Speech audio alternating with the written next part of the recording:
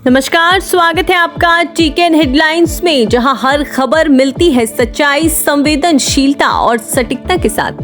आज है 26 अप्रैल 2025 और हम लेकर आए हैं देश, दुनिया और मध्य प्रदेश की सबसे बड़ी सुर्खियां जो जानना आपके लिए जरूरी है। भोपाल से धार, उज्जैन से दिल्ली और कश्मीर तक हर कोने से चुनकर लाई गई वो खबरें जो समाज को झकझोर रही हैं और देश के दिशा तय कर रही हैं। हम दिखाएंगे सुजालपुर की शादी में हुई लाइव हत्या, भोपाल में लव जिहाद पर गरजे विधायक और धार में हज यात्रियों की तैयारी, साथ ही आतंकवाद के खिलाफ कांग्रेस और वक्फ बोर्ड का आक्रोश और संतों का तलवारों के साथ प्रदर्शन भी इस बुलेटिन का हिस्सा है। तो आइए शुरू करते हैं दिन की सबसे बड़ी और भरोसेमंद खबरों का यह विशेष सफर सिर्फ टीकेएन हेडलाइंस पर। भोपाल के आकाश नगर में पहलगाम आतंकी हमले में शहीद हुए निर्दोष भारतीयों को श्रद्धांजलि देने सैकड़ों लोग एकत्र हुए। मंदिर प्रांगण से शुरू हुआ कैंडल मार्च, विवेकानंद उद्यान होते हुए नेहरू नगर चौराहे पर समाप्त हुआ। बच्चों, महिलाओं, पुरुष, युवाओं और बुजुर्गों ने मोमबत्तियां जलाकर आतंकवाद के खिलाफ शांतिपूर्ण विरोध जताया। स्थानीय निवासियों ने कहा कि धर्म पूछकर हत्या करना मानवता के खिलाफ अपराध है और सरकार से कड़ी कार्रवाई की मांग है।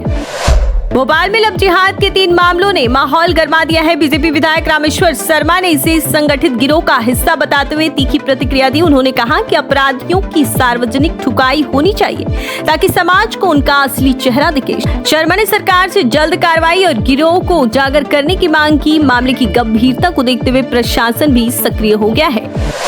धार जिले से 400 से अधिक हज यात्री मक्का मदीना के लिए रवाना होंगे। 45 दिनों की इस यात्रा के लिए जिला हज कमेटी और भाजपा अल्पसंख्यक मोर्चा ने स्वास्थ्य कैंप आयोजित किया। फ्लू से बचाव के लिए टीकाकरण के साथ यात्रियों को जरूरी दिशा निर्देश दिए गए।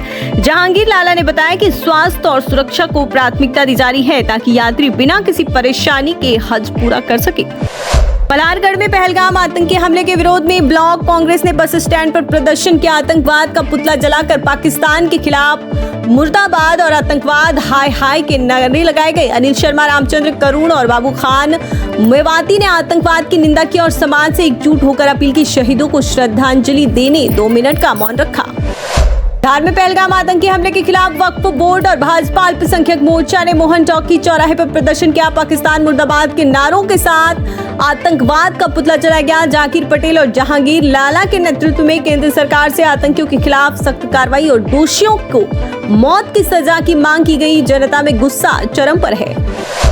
गुना के सटीक हाउस में बीजेपी ने एक देश एक चुनाव पर प्रेस वार्ता आयोजित की। जिलाध्यक्ष धर्मेंद्र सिकरवार ने कहा कि एक देश और संविधान के साथ चुनाव भी एक साथ होने चाहिए। बार बार चुनाव से संसाधनों, समय और सुरक्षा व्यवस्था की बर्बादी होती है, विकास कार्य भी प्रभावित होते हैं। बीजेपी ने विपक्ष के इस मुद्दे पर सहयोग की अपील की है।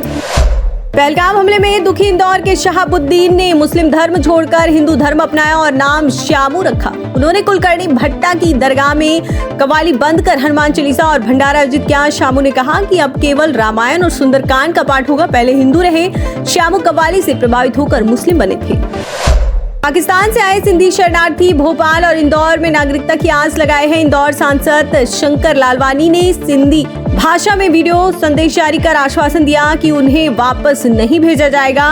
उर्दू में हनुमान चालीसा पढ़ने वाले शरणार्थियों ने भारत में अपनापन महसूस किया। केंद्र सरकार उनकी नागरिकता प्रक्रिया को सरल बनाने में जुटी है। मध्य प्रदेश को केंद्र से 37,652 करोड़ में से 16,155 करोड़ कम मिले। जल जीवन मिशन, स्वास्थ्य और राष्ट्रीय स्वास्थ्य मिशन जैसी योजनाओं के लिए बजट नहीं मिला। कैलाश विजयवर्गीय संपत्तियां, उइके और निर्मला भूरिया जैसे मंत्रियों के विभाग प्रभावित। स्वास्थ्य विभाग को 40% की राशि मिली। केंद्र ने कुछ योजनाओं के लिए अतिरिक्त फंड जारी किया।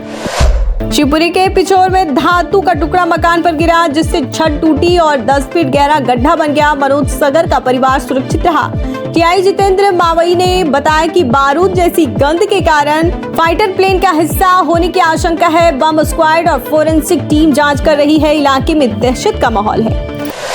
सतना में भाजपा के पूर्व जिलाध्यक्ष सतीश शर्मा पर महिला ने छेड़छाड़ और धमकी का आरोप लगाया। महिला का दावा है कि शर्मा ने घर में घुसकर जबरदस्ती की और धमकियां दी। शर्मा ने इसे ब्लैकमेल बताकर साजिश का आरोप लगाया। वायरल चैट और सेल्फी पर शर्मा ने सफाई दी। पुलिस मामले की जांच कर रही है। बैतूल के मुल्ताई में मुख्यमंत्री कन्या विवाह योजना के तहत 301 जोड़ों का विवाह हुआ। केवल एक घोड़ी होने से 300 दूल्हों को पैदल बारात ले जानी पड़ी। पानी की कमी से भी परेशानी हुई। दूल्हे ने जिला पंचायत अध्यक्ष से शिकायत की। राजा पवार ने माहौल खुशनुमा बनाने की कोशिश की और व्यवस्था दुरुस्त करने के निर्देश दिए। उज्जैन के महाकालेश्वर मंदिर में मोबाइल ले जाना और इस्तेमाल करना पूरी तरह बैन। श्रद्धालु मानसरोवर भवन, बड़ा गणपति और अवंतिका द्वार पर मोबाइल जमा कर सकते हैं, लेकिन लॉकर की कमी से व्यवस्था पर सवाल। मंदिर समिति ने सुरक्षा और धार्मिक माहौल के लिए यह फैसला लिया। मध्य प्रदेश के सरकारी कॉलेज अब 2 शिफ्ट में चलेंगे। सीएम मोहन यादव ने स्टेट लेवल पर कॉलेजों की ग्रेडिंग और हर संभाग में सामान्य ज्ञान प्रतियोगिता के निर्देश दिए। सेमेस्टर सिस्टम जारी रहेगा। उच्च शिक्षा मंत्री इंदर सिंह परमार ने बताया कि उपस्थिति को क्रेडिट स्कोर से जोड़ा जा रहा है, जिससे स्टूडेंट्स की रुचि बढ़ रही है। शंकराचार्य अविमुक्तेश्वरानंद ने मुरैना में कहा कि पहलगाम हमला भीतर घातियों के बिना संभव नहीं। उन्होंने पीएम मोदी से आस्तीन के सांप निकालने और हिंदुओं की सुरक्षा की मांग की। शंकराचार्य ने सवाल उठाया कि पाकिस्तान सीमा से दूर पहलगाम में आतंकी कैसे घुसे और सुरक्षाकर्मी 40 मिनट तक कहां गए थे। पहलगाम हमले के बाद उज्जैन में साधु संतों ने तलवार लेकर पाकिस्तान और आतंकियों के खिलाफ प्रदर्शन किया। उन्होंने सरकार से नागा साधुओं को हमले की छूट देने की मांग की। रामेश्वर दास महाराज ने कहा कि संत समाज शस्त्र उठाने को तैयार है और पाकिस्तान को सबक सिखाने की जरूरत है। में डिप्टी सीएम जगदीश देवड़ा ने पहलगाम हमले को कायराना बताया। उन्होंने कहा कि ईंट का जवाब पत्थर से होगा और ऐसी कार्रवाई होगी कि आतंकियों की 7 पुश्तें आंख नहीं उठाएगी। देशवासी पीएम मोदी ने के साथ कंधे से कंधा मिलाकर खड़े हैं और राष्ट्र हित में हर आहुति देने को तैयार हैं। कांग्रेस प्रदेश अध्यक्ष जीतू पटवारी इंदौर जिला कोर्ट में पेश हुए। उपचुनाव में शासकीय कार्य में बाधा डालने और कोविड काल में प्रदर्शन के मामले में सुनवाई हुई। पटवारी ने कहा कि जनहित में विपक्ष का दायित्व निभाया। उस समय अस्पताल बेड और ऑक्सीजन की कमी थी। गिरफ्तारी वारंट की बात करने से इनकार किया। केंद्र ने सुप्रीम कोर्ट में वक्फ संशोधन कानून पर हलफनामा दाखिल किया। कहा कि वक्फ धार्मिक संस्था नहीं, वैज्ञानिक निकाय है। संशोधन से धार्मिक अधिकारों में हस्तक्षेप नहीं, केवल पारदर्शिता के लिए बदलाव। केंद्र ने सभी याचिकाएं खारिज करने की मांग की। अगली सुनवाई 5 मई को होगी। पाकिस्तान की रक्षा मंत्री ख्वाजा आसिफ ने माना कि 20 साल से आतंकियों को समर्थन और ट्रेनिंग जारी होने से अमेरिका और पश्चिमी देशों के लिए गंदा काम बताया। आसिफ ने कहा कि यह बड़ी गलती थी और पाकिस्तान की सजा भुगत रहा है। शक्तियों ने हिंदुओं के लिए पाक का इस्तेमाल किया। राहुल गांधी ने श्रीनगर में पहलगाम हमले के घायलों से मुलाकात की और कहा कि आतंकियों को हर भारतीय मिलकर हराएंगे। अमित शाह ने मुख्यमंत्रियों से पाकिस्तानी नागरिकों को वापस भेजने को कहा। सेना ने त्राल और अनंतनाग में लश्कर आतंकियों के घर ढाए। बांदीपोरा में एक आतंकी मारा गया। सुप्रीम कोर्ट ने वीर सावरकर पर टिप्पणी के लिए राहुल गांधी को फटकार लगाई। कोर्ट ने कहा कि स्वतंत्रता सेनानियों के खिलाफ अनाप शनाप बयान की इजाजत नहीं। जस्टिस दत्ता ने राहुल के इतिहास और भूगोल ज्ञान पर सवाल उठाया। कोर्ट ने इस समन पर रोक लगाई, लेकिन भविष्य में कार्रवाई की चेतावनी दी। दिल्ली एमसीडी चुनाव में भाजपा के राजा इकबाल सिंह मेयर चुने गए। उन्हें 133 वोट मिले। कांग्रेस के मनदीप सिंह को 8 वोट। आपके चुनाव का बहिष्कार किया। जय भगवान यादव डिप्टी मेयर बने। भाजपा की जीत तय थी क्योंकि उनके पास 117 पार्षद थे। आपने कहा कि भाजपा बिना बहाने सरकार चलाए।